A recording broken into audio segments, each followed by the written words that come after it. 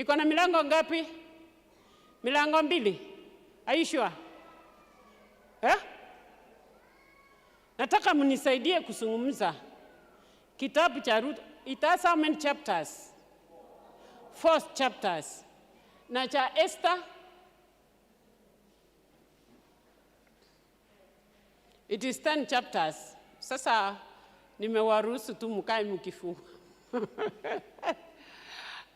Katika kitabu cha Ruth iko na milango 4, lakini unapokisoma pale mara mingi kinamtaja Mungu, kinamtaja Naomi, Ruth, Horifa, Boaz, na mume wa Naomi alikuwa anaitwaje? Elimelech. Si ndio? Katika kitabu cha Ruth tunapokisoma tunaona mwishowe inakuwa kupitia kwa Ruth uzao wa Yesu. Si ndio? Tunaona uzao wa nani? Wa Yesu kutoka kitabu cha Ruth. Na katika kitabu cha Ruth hata zile hadi ama vows of the marriage zimekuwa established from there. Si ndio? Katika kitabu cha Ruth. Lakini unaposoma kitabu cha Esther, kitabu cha Esther jina la Mungu alichotajwa pale. Na tena kitabu cha Esther inakuanga na milango 10 na mafungu 167. Lakini unapoyasoma yote jina la Mungu alichofanya nini? Alichotajwa pale. Unaposoma Ruth na Esther, haya maneno yote yanaandikwa kuhusu watu ambao hawakuwa kwao nyumbani. Like now Naomi si alikuwa ametoroka njaa wakaenda Moab. Walipokuwa pale maafa yalifanya nini?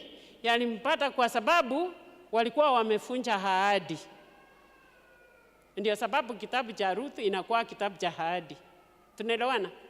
Walikuwa wamefunja ahadi. Alipofika pale maafa yakampata, mume wake akafa, hata na vijana wake 2 wakafanya nini? Wakafa. Na ndiposa jina Naomi inamaanisha mara, uchungu. Si ndio? Alafu tunapokuja katika kitabu cha Esther pia inaandikwa wakati watu wa Mungu, that is the Jews, were in exile. Tunaelewana? Were in exile in Mesopotamia. Ndio hiki kitabu kinafanya nini? Kinaandikwa. Sasa ninataka Bible study yetu tuitoe katika kitabu cha Esther. Hiyo ambaye haitataja jina la Mungu hiyo. Ndio nataka tufanye nini? Tusome. Kwa mtasari nataka niwaambie yale maneno tutayapata katika kitabu cha Esther. Nimesema iko na milango 10, iko na mafungu 168. Na fungu kuu katika kitabu cha Esther ni mlango wa 4, fungu 14. Inasema nini? Fungu kuu. Unaposoma kitabu cha Esther chote, fungu kuu lake ni Esther 4, fungu lake 14. Inasema, For if you remain completely silent at this time, relief and deliverance will arise for the Jews from another place. Relief and deliverance for the Jews will arise from another place. But you and your father's house will perish. But you and your father's house will do what? Will perish. Will perish. Yet who knows whether you have come to the kingdom for such a time as this? Yet who knows whether you have come to the kingdom for such a time as this? Yani ilo swali kuliweka kwa njia rahisi ni kwamba Ni nani anayejua kana kwamba wakati kama huu ndio ulikufanya uwe katika nyumba ya kifalme? In such a situation, maybe ndio ilikufanya uwe malkia. You know, sometimes, let me tell you, we had what we have today because there is a situation. God has a plan to use us to solve.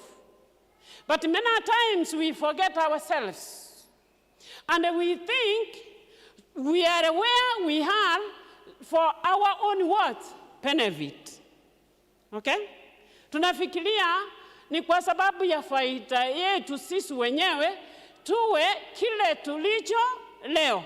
Sasa huyu ni Mordekai anamuuliza Esther. Esther, ikiwa utanyamaza kimya wakati kama huu, wacha nikuhakikishie, wewe ukinyamaza kimya sawa, lakini ukumbuke kwamba msaada utaweza kutoka upande wowote ule, lakini ujue huo msaada ikiwa hautatoka kwako, ukitoka upande mwingine, wewe na familia ya papa yako itafanya nini? Itaangamia. Kwa sababu uelewi kwamba maybe wakati kama huu ndio uliokufanya ukawa malkia. Huu ulikuwa ni wakati gani?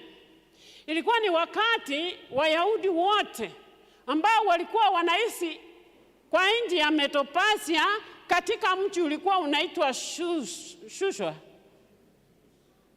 Walikuwa mfalme alikuwa ameandika barua kupitia kwa nani? Nani yule alikuwa? Yaani hiyo kitabu ya Esther msomi? Hello? Nani yule aliambia mfalme aandike barua Wayahudi wote waangamishwe? Nani? Naamani ama Hamani? Hamani. Yes. Hamani alimwagiza mfalme, alikuwa na sababu zake, ili Wayahudi wapate kufanya nini? Kuangamishwa. Na hii barua ilikuwa imeandikwa, na hebu niwaambie, sheria ya Wamedi na Wayemi haikuwa inafanya nini? Inapanduka. Vile ilipitishwa, hakuna mtu mwenye ataipendua. Ile inasema ndio inafanya nini? Inafanyika. Sasa barua ilikuwa imeandikwa waangamishwe. Lakini Esther akiwa Myahudi by that time yeye ndiye alikuwa malkia. Sasa ni kumaanisha God elected Esther to be the queen so that he can use her to save the Jews. If it were not the salvation of the Jews, Esther was not to be the queen. Mnanielewa? Wacha niwaambie, kutoka huko kwenu nyumbani, wewe umekuwa kile ulicho leo, ndio wale wa kwenu nyumbani wapate msaada kutoka kwa Mungu. Lakini ukikataa huo msaada kupita kwako, what we can learn from there? Mungu anaweza kuleta msaada kwao kupitia njia yeyote. Wakati huo msaada unaanza kuteremka kutoka kwa Mungu kwa njia nyingine isiyokuwa kwako, wewe kwako ni nini inateremka? Ni laana. Abaye takoli chichabati ayebuyeka. And maybe Mungu alitangulia kukuonyesha chapati uijue, ili na ndugu zako na dada zako na wao wajue kuna chapati. Ikiwa utakula peke yako, ni kumaanisha chapati Mungu atawapea kwa vyovyote vile, lakini wewe kwako itakuwa ni laana. Am I communicating?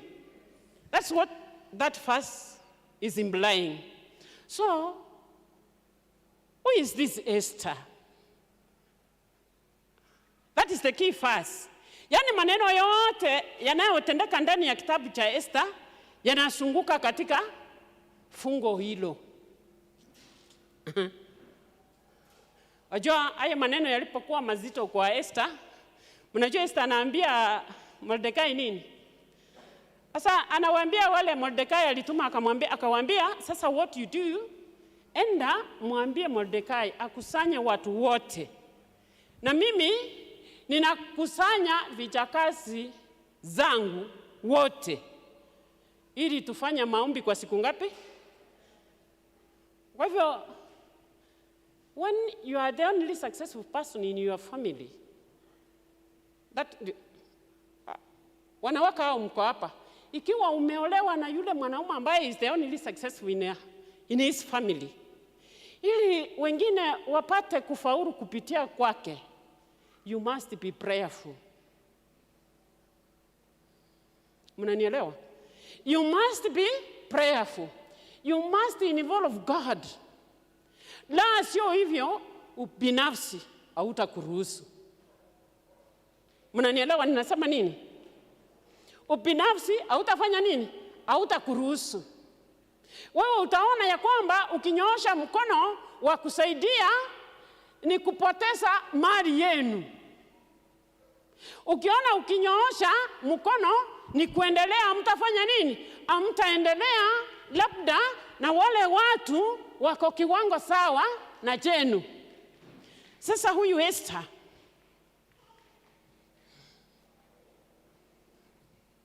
anaambiwa ya kwamba if you keep silent in such a time, sometimes messes surround us and we are able to solve those messes and we remain silent and we do not know whether that is the reason as to why God has placed us in that position, in that place. And then you keep quiet. Na vitu inafanya nini? Inaharibika. Ukiwa, it is very long. If you are able to solve the problem, you just come out and do it. And if you are able and you fear to do it, it's better you ask God to enable you to do it. Huyu Esther alikuwa nani? Nataka tusome kitabu cha Esther 2 fungu lake la 15. Na kabla hatujasoma, let me make this statement. The book of Esther is a spiritual roadmap to God. Tuliona ya Ruth katika uzao wake tunampata nani? Yesu. Lakini kitabu cha Esther is a spiritual roadmap that if you read it and follow it keenly, at the end of the day, you will end to be at the king's what? At the king's presence. The name what is not mentioned there, I said that. When you're reading the book of Esther, you will realize that there is power in prayer when you read the book of Esther. When you read the book of Esther, you will realize that God is not a respecter of persons. Vile kitabu cha Matendo ya Mitume inasema 10 verse 34. Inasema nini? Kitabu ya Matendo ya Mitume. God is not a respecter of persons. Inasema nini? Acts. Back here. It says,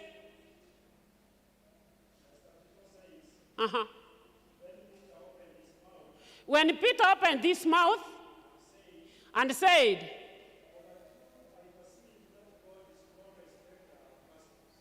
Inganaki, Rudia?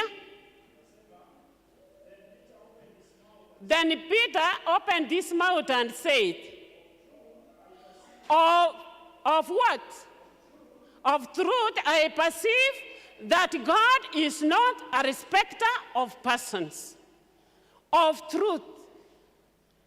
When the truth is our guide, we will realize that God is not a respecter of what?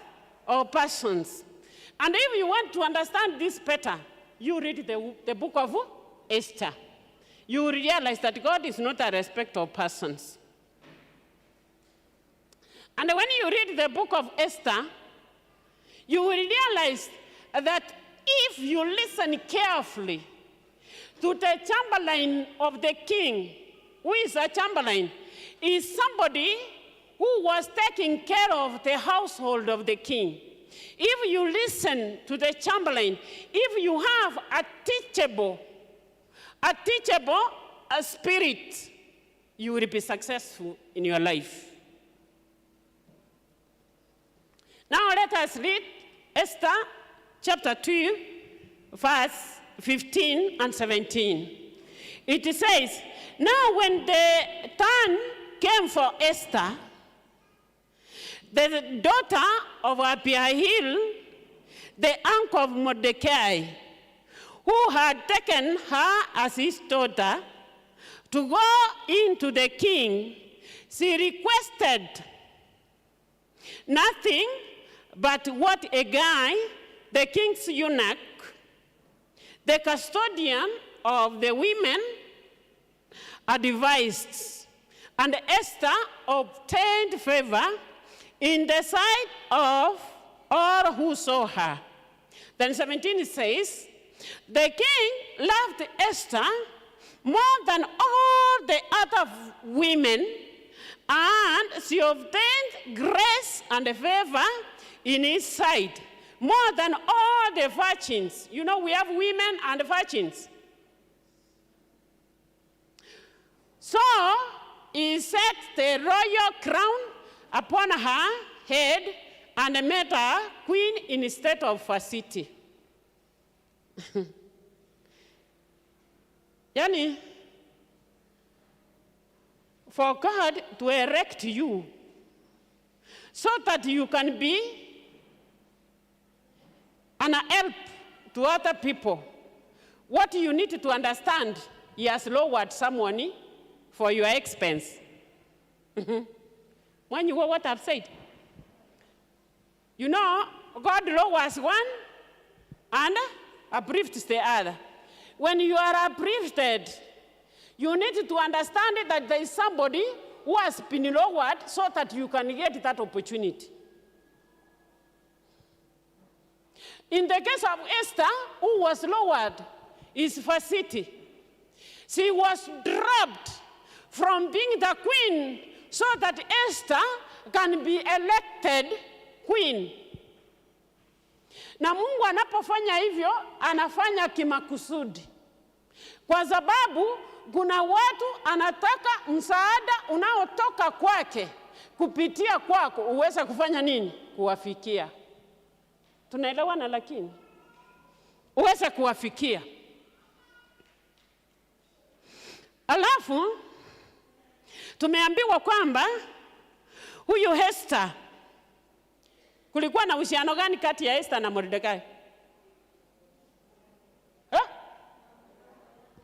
Esther alikuwa nani kwa Mordecai? Alikuwa anko yake? Hapana, he was a cousin. Abihaili, papa yake Esther, ndio alikuwa uncle to Mordecai. Am I making sense? Mara mingi watu wanajua ya kwamba Mordecai was an uncle to Esther. No. Mordecai was a cousin to Esther. Okay? Mordecai, after the death of Esther's parents, both of them, Esther akiwa mdogo, Mordecai as a cousin, ndiye aliyemchukua akafanya nini? Akamlea. So Esther was a total orphan, without a brother, without a sister. Kwa hivyo it is very easy yeye pamoja na familia ya papa yake kuangamia, kwa sababu akiangamia si wote. Mnanielewa ile tulisoma huko? Mbona mnaniangalia kana kwamba mnaelewa, hamchaelewa kile nimesema? Mtoto ambaye amesaliwa peke yake na wazazi wake wakakufa, wapata accident na mwingine wamezaliwa 10 na watoto na wazazi wamekufa. Ni nani ambaye uzao wa papa yake utaendelea? Si ni yule wamezaliwa wengi? Esther alikuwa amezaliwa peke yake. Kwa hivyo Mordecai is the one who took care of Esther. And Mordecai is the one who is pleading to Esther for an help. And Esther took time to accept, you know. He took time to accept. Mnanielewa lakini? Halimulea? And for her to raise to be a king, Mordecai participated a great Lord. Si mara mingi kuna watu hapa wametusumbukia sana. Wametusaidia na tumefaulu. Alafu tunawasahau. Si ndio? Ole kwetu. Alafu tunawasahau.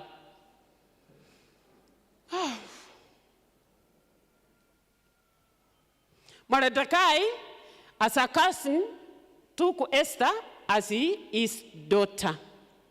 When his turn came to go to the king, she requested nothing.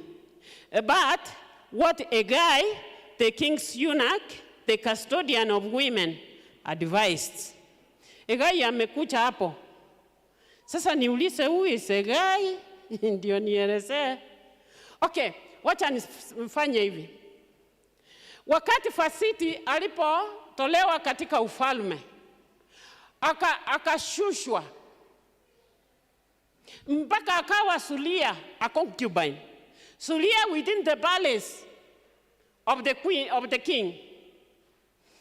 The 7 advisors of the king, the first chief 7 advisors of King Ahasuerus, realized that there is a danger because Vasiti did not obey Ahasuerus.